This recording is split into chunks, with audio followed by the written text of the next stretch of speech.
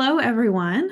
Welcome to the Oregon Jewish Museum and Center for Holocaust Education's Zoom platform. My name is Mariah Berlanga-Shevchuk. I'm the museum's head of public engagement. We're so pleased and grateful to have you all here today. Before we dive into tonight's presentation, I just want to quickly share a little more about the museum. OJM-CHE explores the legacy of the Jewish experience in Oregon, teaches the enduring and universal relevance of the Holocaust, and provides opportunities for intercultural conversations. We have a robust programming schedule, including curator and docent-led tours of exhibitions, film screenings, book talks, panels, and discussions like these that encourage democracy and civic engagement, and so much more. Stay up to date by subscribing to our newsletter and checking our calendar for updates. Okay. The reason that we are all here tonight is because a vitally important election is upon us in just a little over a month, little less than a month, little less than a month. This year's ballot, in Portland particularly, but in Oregon too, is unusually long and complicated. There are 117 candidates for city council and mayor, as well as ballot measures and candidates running at the state, county, and city level, not to mention the federal election. So to help guide you, Kari Chisholm will walk us through what to expect when ballots arrive. If you have any questions during Kari's presentation, feel free to put them in the Q&A box or the chat. We'll have time to answer them at the end of the program. And now to introduce Kari and share a little more. In 2023, Kari Chisholm was one of 13 Portland residents appointed by the mayor to serve on the Independent Districting Commission, tasked with drawing the first ever district map as Portland transitions from at-large council members to a district-based system. That effort culminated in a 13-0 consensus decision and was widely hailed as a model for collaborative, community-based decision-making. Kari previously served as the co-chair of the Citizens Commission for Redistricting Oregon's Metro Council in 2001. For over 22 years, Kari was the founder and president of Mandate Media, a national political consulting firm based in Oregon, serving as a digital strategist and campaign consultant to over 350 elected officials, campaigns, and organizations in 32 states, including every current Democratic member of Oregon's congressional delegation. Wow. Kari was a senior advisor to Senator Ron Wyden's campaign for 19 years and to Senator Jeff Merkley's campaign for 16 years. In addition, Kari has served as an adjunct faculty member at the University of Chicago, teaching a graduate-level course in digital media policy and politics at the Harris School of Public Policy. Kari, we are all so excited to learn more from you about what to expect on our ballot this year. So thank you so much for being here as well, and turn it over to you. Great. Thanks, Mariah. I really appreciate the Oregon Jewish Museum for inviting me to be here. We have a big change happening in Portland. I'm going to share my screen here and just jump right in to this presentation. Again, my name's Kari Chisholm. I'm a partner at a new firm called Swift Public Affairs. We represent we do state lobbying, municipal lobbying here in Portland. We run campaigns and we do strategic communications for folks who have public policy challenges. So let's talk about Portland and where we're going here. There we go. First of all, in terms of our conversation tonight, we're going to talk first about where we have been in Portland since 1913 with our form of government. We're going to talk a bit about where we're going. There's a lot of change happening. We have a new form of city government. That new city government also has new city council districts. And we're installing a new election system, both in terms of how the votes are counted, as well as how the campaigns are funded. So lots of change. Any one of these could have been done all by itself. We're doing all four things really, in this one election year. And then we're going to talk about how your ballot's going to look. We're going to talk about how you are going to vote that ballot for city council and for mayor. And for those serious election nerds, we're going to talk about how the votes are counted, although that is an entirely optional part of this conversation. So, Portland City Commission. It's called the Galveston model. We are the only big city left in America that has had the Galveston model. In fact, Galveston doesn't even have it anymore and hasn't for years. The Galveston model, our Portland City Commission model, has had a mayor and 4 city commissioners. All 5 are elected citywide. The commissioners, of course, are both legislators and chief executives of the bureaus. As Luke Burbank from Wait, Wait, Don't Tell Me said at an event last night here in Portland, you might be really good at running a coffee shop. You get elected to the city council. Now they put you in charge of the fire bureau. That's how we've been doing things here in Portland for the last 111 years. The mayor votes on the council, and the mayor can assign those bureaus at any time. And part of the mayor's power is that the mayor can give and take back that executive authority, and they do it all the time as part of their process. And the commissioners, though, are the ones who hire and fire bureau directors. So you might be the commissioner in charge of the fire bureau or the parks bureau or whatever, and you are in charge as the chief executive of those bureaus.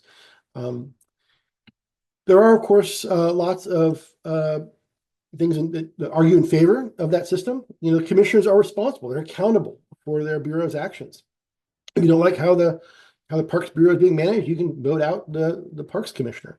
Those commissioners over time develop real expertise. For many, many years, Dan Saltzman was the commissioner in charge of environmental services, the sewers, which is great because he was an environmental engineer. That was a time when we had somebody who was really qualified to run that agency. And of course, the mayor has the power to control those assignments, and he can lead the budget process. He or she can lead the budget process. Of course, the arguments against our city commission system is that tends to mean that citywide elections tend to concentrate power in particular regions. For many years, we've had a handful of neighborhoods that have elected almost every single member of our city council, from Irvington to Laurelhurst to Selwood to the west side. That's where our city commissioners have almost always come from. I mean, very few, I think it's 3 city commissioners elected from east of 82nd Avenue in our 111-year history as a city. And 2 of those 3 have been elected in the last decade. The commissioners tend to be skittish about holding each other's bureaus accountable. If you're not in charge of the Parks Bureau and you've got opinions about the Parks Bureau, you might hold off. And they often did because they didn't want, that Parks Commissioner to come after you as the head of the Fire Bureau, for example, fire department. And so they tended to actually not hold each other accountable. And what we saw was that commissioners would tend to promote the activities of their own bureaus rather than thinking about citywide needs. Lots of little fiefdoms rather than thinking citywide. So we've gotten rid of it. I think it was the 7th or 8th time that we tried to change our form of government. The city of Portland voters finally voted to change it and upended everything all at once. So here's coming. On January 1st, 2025, we're going to have a new mayor, council, city manager model of government. The mayor is still elected citywide, as you all know. We're doing that right now. We're going to have 12 city council members, from 3 elected from each of 4 districts. We're going to talk more about that in a second. And we're going to have a city administrator who oversees all the city bureaus, and with 6 deputy city administrators as key players underneath that city administrator. They've actually installed already an interim city administrator and 6 interim deputy city administrators, DCAs, and they all started in these roles on July 1st of this past year. The Mayor Wheeler, took advantage of his power to assign the bureaus, to assign all the bureaus to himself. He took the bureaus all away from the city council. 3 of them, of course, are running for mayor. They probably wanted the free time. And he took them all to himself and then delegated that authority to the city administrator in this interim way to get the city figuring out this new process. And I will say, from a perspective of someone who's had to be involved in working with the city over the last few months, it's going pretty well so far. So under this new system, the mayor doesn't vote on the council unless there's a tie. We have 12 members of the council, so there will be ties from time to time, and the mayor votes to break ties. The mayor can introduce legislation. The mayor does propose the budget, but the mayor cannot veto legislation passed by council. Passes the council, that's the law. The mayor does hire and fire the city administrator, and the mayor also is the direct supervisor of the chief of police and the city attorney. Other than his or her own personal staff, the mayor won't actually have authority over anybody else in the city other than the chief of police, the city attorney, and the city administrator. It's worth noting, by the way, the city administrator can also be fired, but not hired, fired by the city council through a majority vote. So there's going to be some amount of tension there between the mayor and the council, potentially over who the city administrator is.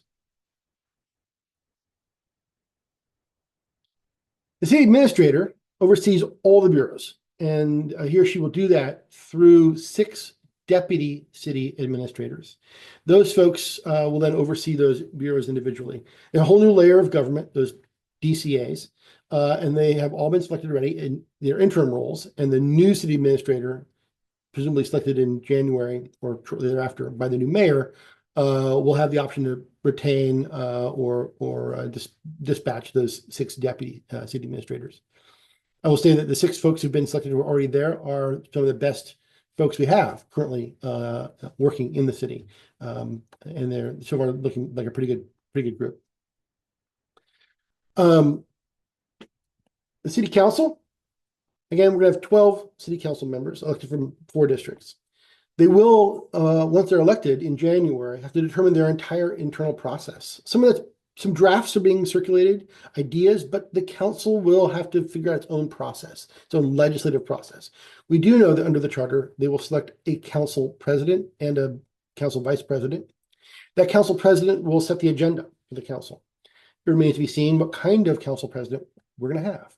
Will it be someone who is sort of a consensus builder, a person who's just helping them sort of collaborate and figure out as a convener what the 12 members want to do? Or will it be someone more like a Speaker of the House, someone who has been elected by the council to drive an agenda, set a vision, and move forward? We'll see.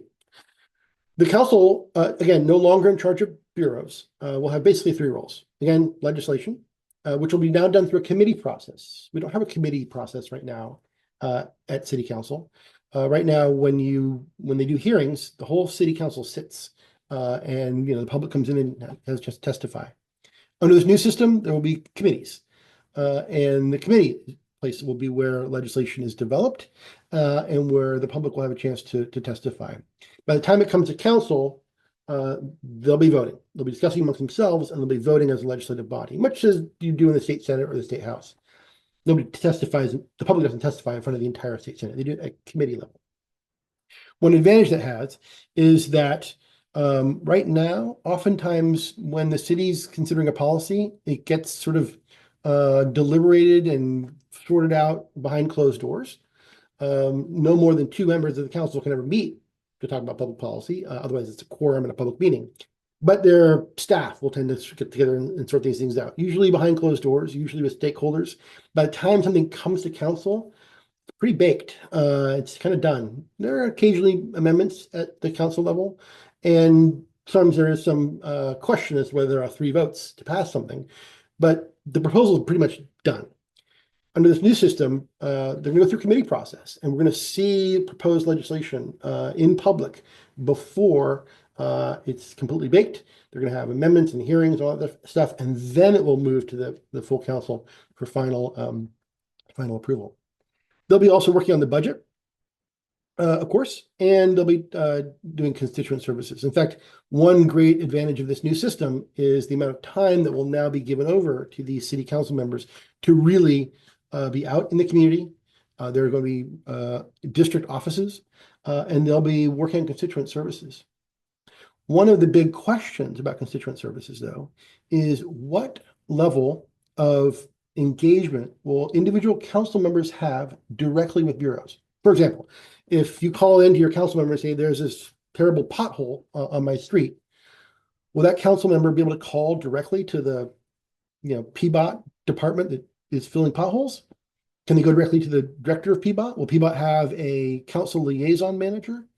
Will the council be asked to go up to the deputy city administrator to provide that feedback, or all the way up to the city administrator? What kind of control will the city bureaus have with respect to council members? How will they interact? Will it be through a liaison office or directly with the guy pouring the concrete, as it were? In Congress, members of Congress often work directly with agencies. Grandma needs a social security check. There's a person they'll contact. Grandpa needs veterans benefits. There's a person you contact. And members of Congress have direct access to the agencies. The question here is, what will that be like? You can imagine these new council members will want to have lots of control, lots of input, lots of ways to get things done. You can imagine that the city agencies would prefer to have that sort of centralized or controlled, so that they're not dealing with incoming from 12 members of the council who, control their budgets. Lots to discover in this new system. So let's talk about districts. As was mentioned in the introduction, I was one of 13 members of the Independent Districting Commission appointed by Mayor Wheeler. We engaged in a 9-month-long process in 2023, looked at 200 draft maps. I might have made 20 of them myself, and did 10 hearings. We participated in 70 briefings of stakeholder organizations, and we got over 1,000 public comments. It was a pretty intensive process. I will say that the 13 people on that commission were some of the most extraordinary people I've ever had a chance to work with. It was extraordinarily diverse in all the possible ways, ethnicity, gender, neighborhood, professional background. We had retired, city planners. I was the one political consultant, folks who work with nonprofit organizations, people who are, from the business community. It was an extraordinary effort, and yes, it led to a 13-0 vote in the end. I will say that one of the first things we did was we started talking about our values and what we wanted to see in this districting map. And I think it was in the first or maybe second meeting, we all agreed very quickly that the first thing that had to be done was we had to deal with the fact that East Portland has often been disenfranchised and ignored by City Hall. And the best way we could ensure representation was to have a district that was clearly an east of 82nd, east of 205 district. The district is also, by the way, largely a non-Portland public schools district. That was something I recognized early on. When City Council often talks about we need to support the schools, we're almost always talking about Portland Public. But we have 3 more districts in the city of Portland that overlap large parts of the city of Portland, and Centennial, David Douglas, and Reynolds. And it's important that if we're going to support schools, we support East Portland schools as well. And so it's almost the first thing we did was draw that line. It's 82nd down south and 205 up north, and then it goes over and grabs the airport. But that was very important to all of us. So here, there we go. All right. What were the requirements for the maps? Well, they're basic legal requirements that are both based in the U.S. Constitution as well as in the charter reform. Of course, they had to be contiguous and compact. We had to, as much as possible, use existing geographic and political boundaries. As much as possible, not divide communities of common interest. No, that's not, you must unify communities of common interest. You should not divide them as much as possible. They should be connected by transportation links, and they should, of course, be as close as possible to equal population, about 160,000 residents in each district. And that's residents. That's not citizens. That's not voters. That's not adults. It's residents. So you literally look at the U.S. Census, which counts every single nose in the city, divide that by 4, and the goal is to be within a couple of percentage points of equal population. It does, however, mean that there are different numbers of voters in each of the districts. District 1, the Eastern District, has far fewer voters than District 4. That has to do with number of children, has to do with number of citizens, it has to do with the number of people who just registered to vote. So they're equal numbers of residents, but not equal numbers of voters. Districts 1 and 2 will be electing folks to 4-year terms in this election. District 3 and 4 in this election will be electing people to a 2-year term. And then starting in 2026, Districts 3 and 4 will again elect the folks to a 4-year term, so that then we're a rotating process where starting in 2026, Districts 3 and 4 will go. In 2028, Districts 1 and 2 will go, and back and forth and so on. Why? Well, we wanted to make sure that there were elections in every 2 years and not every 4 years. So we have always a rotating cast in the City Council. That was a decision made by the Charter Commission.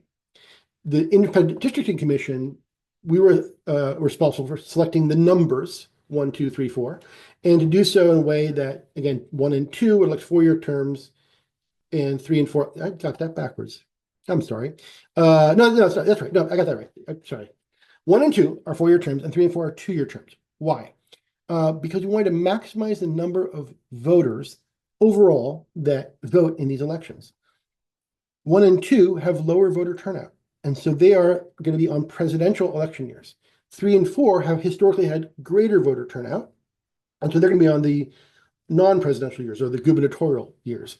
And by alternating back and forth, we're going to maximize the total number of voters who participate in our city council elections over that 4-year period. All right. So how is this different than our past elections that we've done for city council? Well, first of all, there was no primary in May. It used to be we had a May primary, and the top two would go to November. Now everyone runs in November, and some of these folks have been running for a long, long time. As far back, I think the first candidates got in August of 2023. So they've been at this now for 16 months. It's a November election. It is, of course, nonpartisan for Portland City Council. And our mayor will be elected in a single winner, of course, ranked choice vote election. We're going to talk about that at great length. And our council members are elected in three winner ranked choice votes. So if you live in District 4 on the west side, for example, your ballot will have 30 candidates, and three of them are going to win. We're going to talk a lot about how that works. In addition to this ranked choice voting system, we're also now doing a public campaign financing system. That's not totally brand new, but the way it's being implemented this year is new in different ways. It's a voluntary opt-in system, although almost everyone has opted in with the exception of a handful of candidates who got in so late, like late August, that they couldn't make the qualifications, which were in early September. We're going to talk first about the small donor election system, and then we'll talk about the ranked choice voting. So small donor elections, again, it's totally voluntary. To qualify, candidates raise a qualifying number of $5 donations from Portland residents. I'll tell you how many that is in a second. Up to $20 per donor, again, Portland resident donors, are matched 9-to-1. So if you donate $20 to a candidate for city council and you're a Portland resident, your $20 is matched with 180 of public funding to become $200. It's a huge shift in the favor of grassroots funded campaigns. Regardless, if you're in this system, the contribution limit is $350. So that's the max. It's worth noting that those $20, first of all, as a Portland resident, you can give $5 donations to as many candidates across the city as you like, and they all are help them qualify for the small donor system, and you can give $20 to lots of other to as many candidates as you like across any district, and they all are all matchable. And that's different this election cycle.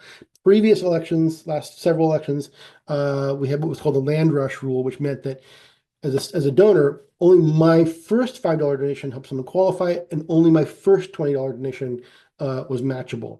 That put a tremendous sort of bureaucratic load on the system because they have to see who got the first election from Kari Chisholm, and it put a tremendous load and uncertainty on the candidates because they didn't know when they asked me for $20 if it was matchable or not. And so they spent a lot of time trying to sort of, again, land rush donors.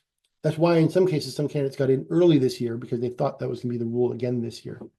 And it's not. There's that $350 contribution limit overall.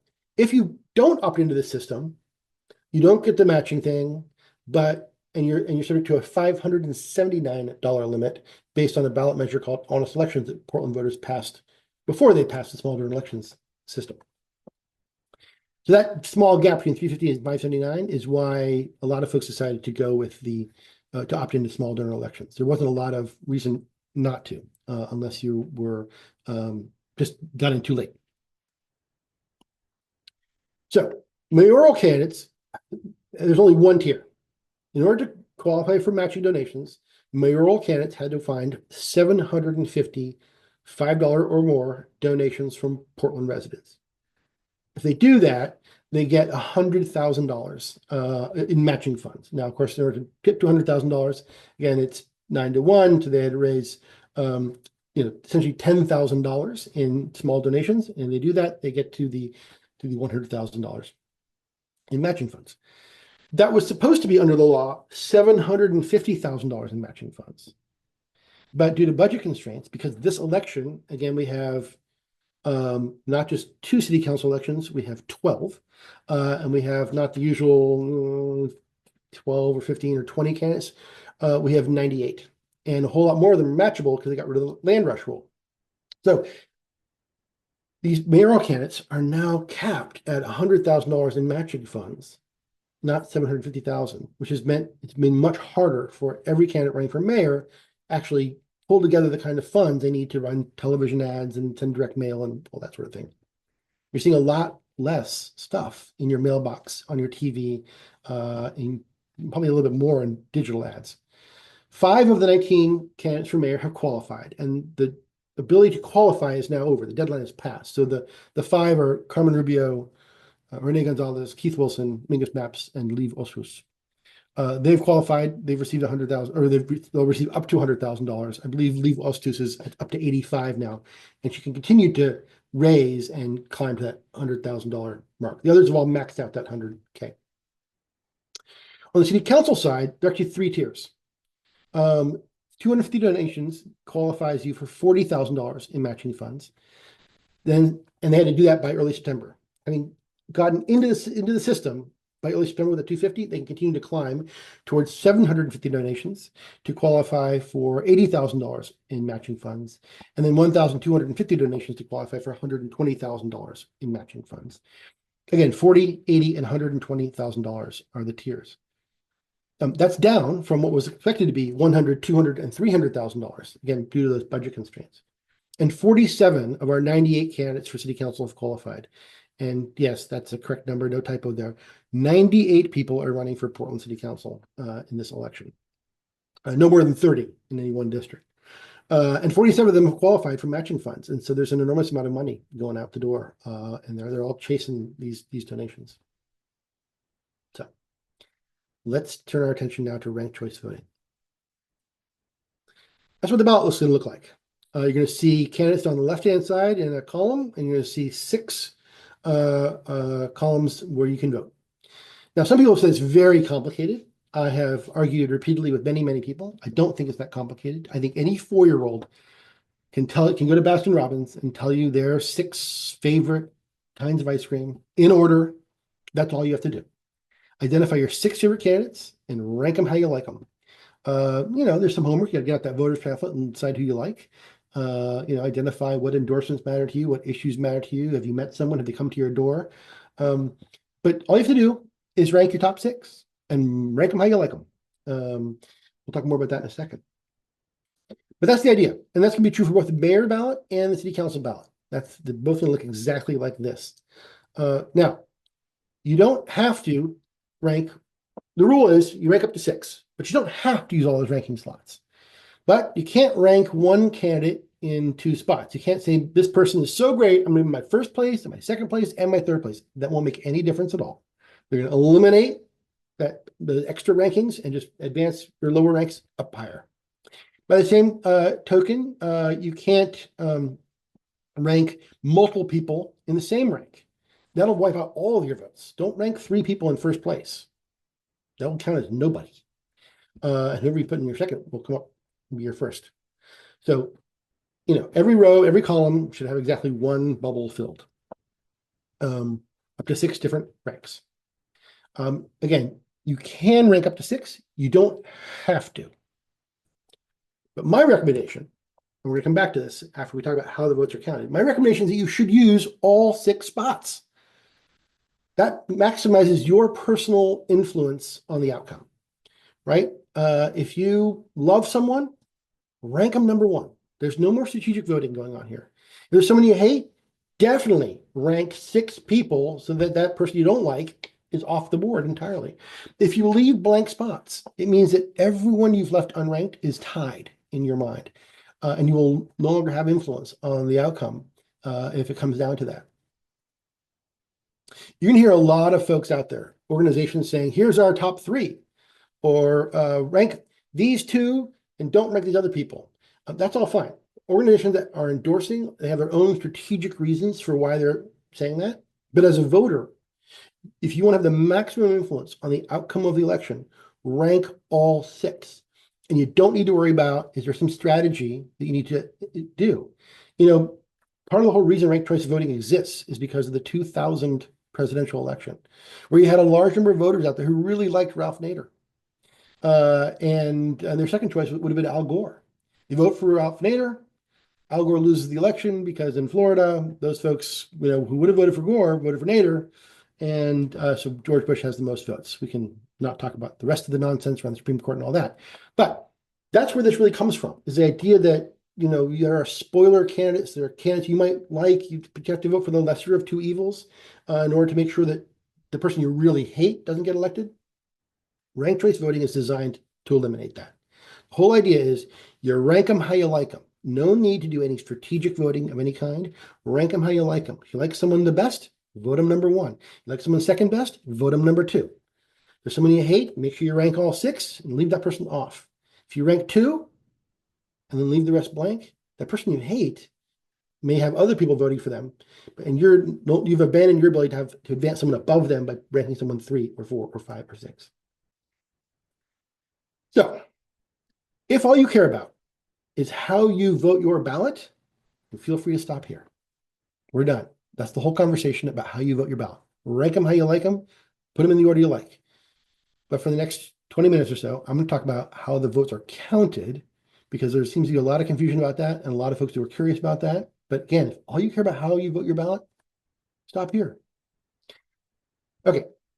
When it comes to the mayor, again, we're going to have one mayor, which means there's one winner in this election. It's really simple. If somebody gets more than 50% of the first place votes. This happens all the time in ranked choice votes elections across the country. There's somebody who runs away with it. They have more than 50% of the first place votes. That's it. They're done. I should make an important point here. If you are the only vote that counts is your first place vote. It's the only one that will ever count unless that person is eliminated. So in this example here, let's say, for example, in this example, we're running for mayor. No one has gotten 50% plus one of the votes. You voted for candidate E. No, they're in last place. And so they get eliminated. Your first place vote was candidate E. And so they're eliminated. Your vote, let's say you voted for candidate B in second, your one vote, you only have one vote, it goes up to B. All right, we're going to keep on going. Still, no one has 50% plus one. So we eliminate a candidate. Candidate D gets eliminated. And their votes roll up, in this case, to those voters' second choice, which is candidate B. All of a sudden, we've got a tie here. Now, candidate E has been eliminated. They go, candidate C has been eliminated, and those votes go some to B, some to F. Continue to climb toward a 50% mark, but still no one's there. And finally, we're going to, of course, eliminate candidate F. And they go to the next choice. Boom, candidate B has now won because they've been elected with more than 50% of the vote. It's pretty straightforward, actually, the single winner ranked choice voting election. Again, it's important to recognize that your vote, your first place vote, is the only one that will count, unless that person is eliminated. You voted for somebody who nobody else likes, and then your second place vote will count. And if that person is eliminated, then your third place vote will count, and it could roll all the way down. I would not spend a lot of time trying to figure out how other people are going to vote. There's a lot of conversation right now about who the top 2 or the top 3 candidates are right now. Vote them how you like them. If you like somebody that seems to be a lower tier candidate, that's okay. Vote them number 1. Because as long as you rank your 2, 3, 4, 5, 6 spots, eventually you will find your way to the top 2, to one of the top 2. I suppose it's possible, again, with 19 candidates, you could pick 6 people, none of whom end up in the top 2. That's okay. That's fine. But if you want to maximize your influence on who becomes the next mayor, pick your top 6 and rank them how you like them. All right, let's move on. City council. This is where it gets interesting. This is where it gets confusing. Because with 3 winners, you only need 25% plus 1 of the first place votes to win. Why is that? Well, if you think about it, if 3 people have 25% plus 1, that means the fourth place person has at most 25% minus 3. They can't possibly win. They've been eliminated. Right? So that's confusing, and it's not the way we think of elections. But what we're trying to do here is elect 3 winners from a single pool of candidates with a single set of votes. Now, in this example, right away, we've got a front runner, we've got a runaway winner. Candidate A has gotten more than 25% of the plus 1 votes. But they got more votes than that. So what's going to happen is, and this example is a little bit simplified, but what's going to happen is the votes for that person are going to roll down to the second place votes. let's just do a little math here. Just work with me here. Let's say first place person, candidate Jones, gets 30% of the first place votes. It doesn't mean we're gonna randomly pick 5% of their voters and give them their second choice. Rather, we're gonna have the interesting phrase, fractional votes. Rather, all 30% of those people who voted for candidate Jones in first place, 5/6 of their votes are going to go to Jones. 5/6 of 30 is 25%. And everyone, 1/6 of their vote is going to go to their second place vote. I know it's confusing. This is why you don't need to listen to this stuff. But the math does work. So in this example here, we have, again, on this example, my graphic here, they're all going to be whole votes. But understand that in the actual math, there are going to be fractional votes moving around. In this case, some of those candidate A votes were transferred over to candidate C, D, and E. And again, we're going to see somebody, not enough people, there's not enough candidates here who have 25% plus one. So we're going to eliminate, in this case, candidate D, the dark purple one there, and their votes get transferred up to candidates B and C. Now candidate B here has more than 25% of the vote, and so they've been elected. And candidate C then gets one more vote transferred over, and they win because candidate B had extra votes and it transferred over to candidate C. It's a little complex. But again, my recommendation is if you want to have the maximum influence on the outcome, definitely, especially on city council, use all 6 ranking spots. If your first place vote goes to somebody who's a runaway winner, your second place vote will matter. That person likely, could be the winner, and then your third place vote will matter. It's perhaps that third place person you've chosen is a loser and they've been eliminated. Now your fourth place vote counts. Again, we're only electing 3 people. The only reason your fourth place selection won't matter is if your 1, 2, and 3 all get elected. Yay! You've had a huge impact on the outcome of the election. So we got to really understand that, especially with city council, where you have in the city of Portland, between I think the lowest one is there's 15 or 16 candidates running, and you get to choose 6 and 3 win. To the west side where we have 30 candidates, you choose 6 and 3 are going to win. Use all 6 ranking spots. Find a way to decide who's better or worse in your own mind. Who's got your priorities, your values, directions you care about. To maximize your influence, rank all 6 and don't worry about the strategy. Rank them how you like them. Put your favorite one up top, your second favorite in second. You're just a 4-year-old at Baskin-Robbins picking your favorite flavors in order. All right, we are going to move to questions.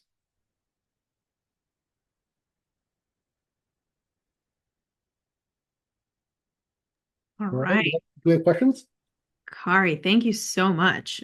I know that you answered a lot of the questions that I had, but have a few more. We don't have any in the chat quite yet. Well, I think Amber has some questions. I know I definitely do.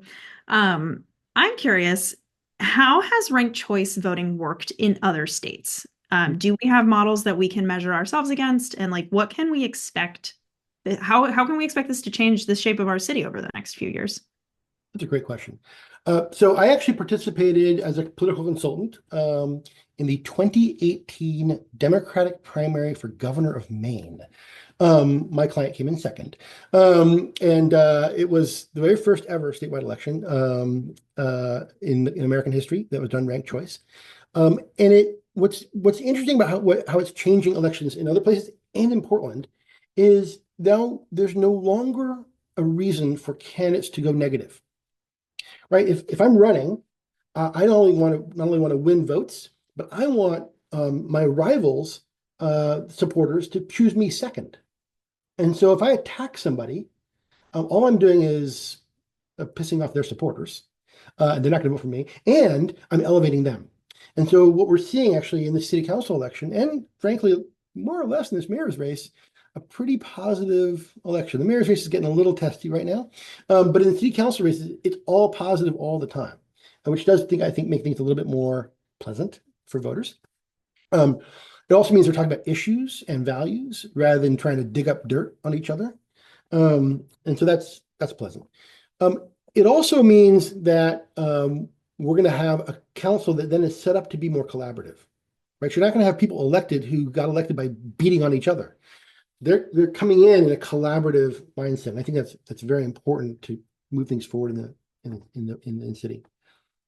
The other thing that's going to be different in this election is, and I believe it's going to happen for the first time in Multnomah County. Every other place I've ever worked or observed a ranked choice voting election, all you get is the first place votes on election night, and the next day, and the next day, and the next day, and they wait until they have all the ballots counted, until they run the algorithm and tell you who actually won. It can be very frustrating. In the case of Maine, we waited, I think, 3.5 weeks. That's not going to happen in Multnomah County. I've been told by county elections and the city transition officer that what's going to happen is they're going to count those first place votes on election night, and starting the next day, they're going to start running the algorithm every single day. We're going to see 50% of the votes come in on election night. We're going to see about 98% of the votes come in by Thursday after election day, so a couple of days. By that point, we're not done. From a legal standpoint, they got to count every ballot, but we're going to know who won by about Wednesday. If not on Tuesday night, we'll know on Wednesday or Thursday after election day. We're not going to be waiting until Thanksgiving to find out who won. That's important for transition reasons and all that. It's also going to be sort of a whole lot less frustrating for the candidates and the public. That's so fascinating. That was one of my questions too, is when can we expect results? So definitive results maybe in a few days, but a general sense. We're going to have a general sense. From an election administration standpoint, they actually don't certify the results until early December. But we've all moved on with our lives. The transition is underway. Things are happening. But they're over there sitting there worrying about things like ballots that fell in a puddle, and they got to pull the paper apart and help read, figure out who did it. A ballot that's dropped in, Multnomah County ballot that's dropped in Lake County or Lincoln City has to find its way to Multnomah County. They still count, but these last little stragglers are really a big concern for people who end up in recounts. I've done a recount before, and that's a lot of fun. You're chasing every last ballot. But for the general public, we're going to know within, if not on election night, within a couple of days. Awesome. That's good to know. Cool. All right. I have more questions for you. You kind of alluded to this a little bit with the fact that a lot of the governance structures are going to be made, but I'm curious, what can we expect? What do you think we can expect in terms of cross collaboration across districts now that these bureaus are going away, that the silos have been busted more or less? And when do you think those governance processes will be made available to the public? Well, a lot of it we're starting to see now in terms of the city administrative structure, right? The deputy city administrators are in place, and they are, sort of working through how they administer the bureaus. How the legislative process goes is going to be something for the new city council to figure out for themselves. Again, they are being handed a whole lot of proposals by the sort of transition of government process. But they'll have to make those decisions. What do amendments look like? How are we going to oversee the budget? How are we going to, hold the city administrator accountable and those kinds of things? They also are going to be very, very busy. We have big problems that they need to tackle right away. So they're going to be at some level flying the plane while they build it, as they say. So we also have to recognize that what we're going to have is a whole lot of rookies. There are, of the 98 candidates running for city council, only 2 have ever served on the city council. Current Commissioner Dan Ryan and former Commissioner Steve Novick. Now, a bunch of them have been in other places. We have people who are on the PCC board, the Portland Public School Board, former Metro councilors, former county commissioners, folks who've served in very senior roles as agency heads and gubernatorial staff and that kind of thing. But we have exactly 2 people who've ever been on city council, and I'll leave it to voters to decide whether that's good that they bring over that experience or bad because they bring over that baggage. But we're going to have at least 10 and maybe 11 or 12 people who've never served on Portland City Council before. And so they're going to have to figure out how this all works and while inventing a new way of doing city council. So it's going to be a very interesting process. I think we should all be watching it. I know there's a documentary crew cruising around tracking all of the candidates and seeing how they operate. And I think they're going to keep going. So We're in a big change, city of Portland, and one that I think is long overdue.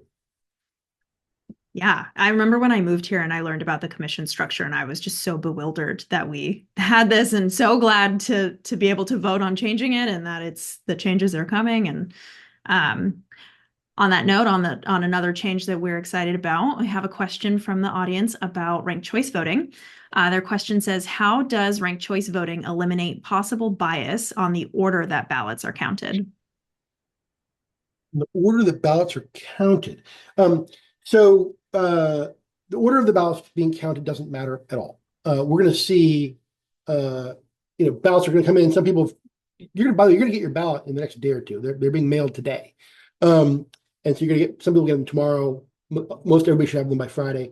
Now we're going to see most people hold their ballots. That's the behavior of Portland voters has been that we see about 2/3 of the ballots voted between the Friday before Election Day and Election Day. We've also shifted now. You no longer have to get them in by 8 p.m. on Election Day. You have to have them postmarked by 8 p.m. on Election Day. And so some ballots actually show up on Wednesday, Thursday, Friday, although the Postal Service is pretty good about moving them pretty fast. The order in which they're counted doesn't matter at all. As I said, what we're going to see is they're going to run the algorithm every single day. But when they do that, they're going to start over from scratch. It's not like they say, oh, on the Tuesday ballots, we eliminated these 4 candidates. On the Wednesday ballots, we kept going, and oh, now we eliminated a few more. They're going to run the algorithm on the full database of votes every single day from the top, as it were. And so you might actually see, if it's really, really close, or at the bottom end of the elimination rounds, on Tuesday night, these 4 candidates were eliminated first, but then more ballots came in because they did a really good job of doing Election Day, get out the vote. They didn't get eliminated until they were, the 8th or 9th candidate, not the 27th or 28th candidate. So we're going to see some interesting sort of things happen in the counting, but understand that every vote counts the same. It doesn't matter when you get your ballot in, as long as you get it in, postmarked by Election Day or dropped off by Election Day. Every vote will count the same. Awesome. That was a good question. Kind of along that note, you maybe talked about if a ballot gets dropped in a puddle, but what does happen if your ballot gets damaged? How do you know that your vote still counts? There's a couple of things to talk about there. One is, as I said, I've been involved in recounts, and there's all kinds of fun things you learn about how that works. For example, in Oregon, you can drop your ballot in any drop box. It doesn't have to be in your county. So if you work in Washington County but live in Multnomah County, you take your Multnomah County ballot to Washington County, you voted at lunch at your office, you could drop it in Washington County ballot box. That's fine. In fact, when we end up seeing is all 36 counties end up with ballots from the other 35 counties. And it can take a little while to get all those little stragglers from here to there. There's that one Lincoln City ballot's got to go to Pendleton. They call that the shuffle. Then there are ballots that are damaged, either by the voter or in transit. They go into a puddle. They've had beer-soaked ballots and coffee-soaked ballots and torn ballots and all the rest of it. And what happens there is the elections office will, pull that ballot apart, and they'll typically actually get a fresh ballot, and with at least 2 witnesses, a third person then goes through and remarks the ballot exactly as it is. And again, they all 3 have to agree, and that moves forward. There are mismarked ballots. So you might, for example, have filled in a bubble and then decide, oh, no, I did it wrong. And people will X that person out and fill in another bubble. Somebody will circle that new bubble or put an arrow on it or write the person's name. All that is fine. The ballot counting machine will kick it out. And then again, with 2 witnesses, a third election office worker will, again, remark that ballot, make a new ballot for you and push it through. The last thing that can happen is, as you know, you sign the back of your outer envelope where you put your ballot in and you mail it in. They check those signatures against the voter registration rules. And if their signature does not match, and they're pretty good at recognizing that everyone's signature isn't identical every time, but so they have a method to that particular bit of madness. If it doesn't match, they will contact you and let you know that your signature doesn't match. Now, it's possible your signature doesn't match because you were tired that day, because you registered to vote 5 years ago and your signature has changed. You were drunk when you voted. People's signatures change. It could also not match because your spouse signed it for you. And a lot of us have spouses who, will sign things for us. That doesn't work. They will catch you.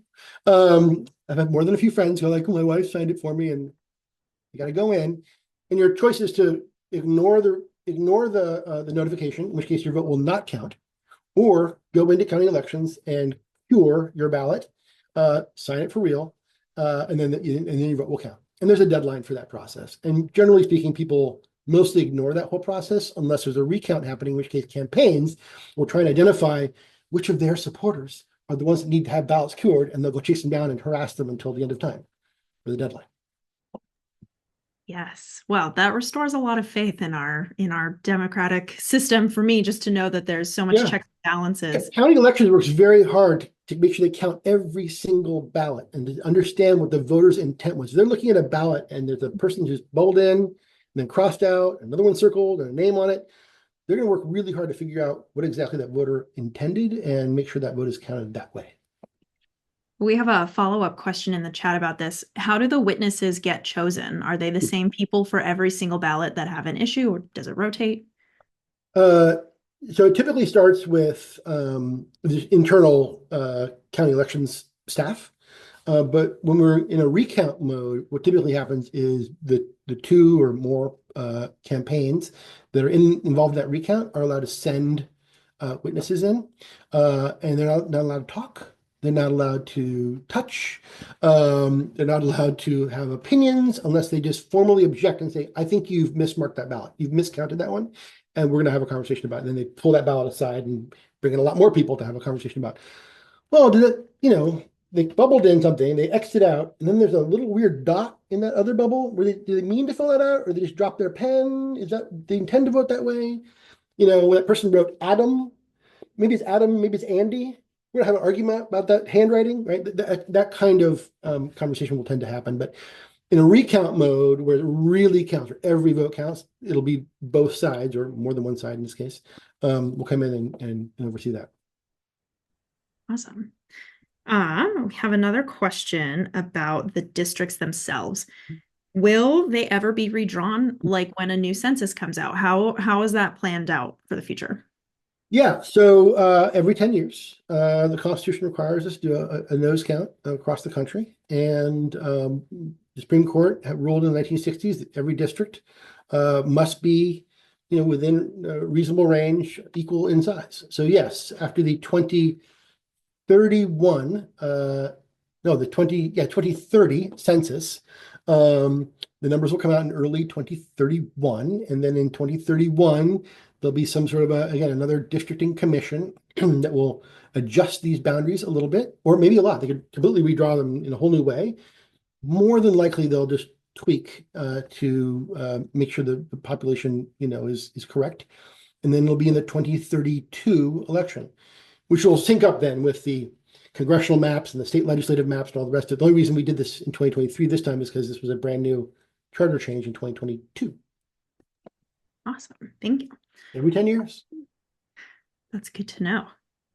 Okay, I have one final question, and I don't have any others in the chat or the Q&A. So since we're not all political insiders like you are, and we don't always know who's paying lip service versus who's got a more verified background, I'm just curious, what resources do you recommend for folks, for average citizens, to get informed on a candidate's stance or policies? Well, we'll start with the voters pamphlet. It's actually, I have I voted in California before, and I know lots of friends who voted in other places. Other places don't have a voter pamphlet like we do. That's an Oregon thing. It's really quite an extraordinary resource. That, of course, is every candidate gets to put in their own information, and they're going to put their best foot forward. But I look at those endorsements. They are required to have a signed form from every endorser that's in there. They can't lie about that. And the county is very good about tracking those down. So if you see somebody's name in there supporting someone, they are supporting that person. Other lies in the voters pamphlet, actually, it's a felony. So people don't lie in the voters pamphlet. They might lie in other things, but not the voters pamphlet. I would also just think a little bit about who you trust. Again, we have 98 candidates. Many of them have never run for office before. You don't know who they are, but they've been, spent the last year trying to chase down endorsements. And so, look to organizations that you trust and see who they've endorsed. They, of course, have websites. think about what matters to you. And those endorsements, I think, are probably the most valuable resource. And then, depending on how much homework you want to do, read their stuff, watch their interviews. There's a lot of podcasts that have been interviewing these candidates for a long time. The Oregonian has got endorsements as well as profiles of all of them. Willamette Week will have their endorsements coming out tomorrow. Oregonian did theirs on Sunday. Willamette Week will have theirs on tomorrow, about 6 a.m. We're all waiting. And make up your own mind that way, for sure. Again, you get to rank 6. I really recommend you rank all 6, both for mayor and city council. That gives you the most influence on the outcome. Awesome. Well, thank you so, so much, Kari. I learned a ton. I know everyone in the audience did as well. We don't have any other questions, so I think we can wrap it up. But just thank you again, Kari, for taking the time. And thank you to my colleague Amber as well for running the tech behind the scenes for us. 21 days to election day. Your ballot will be coming any minute now, November 5th. Make sure you get that ballot postmarked by 8 p.m. on November 5th. And Thanks with all of your bubbles filled in. Right. Awesome. Okay. Well, thank you so much. Have a great night, everyone.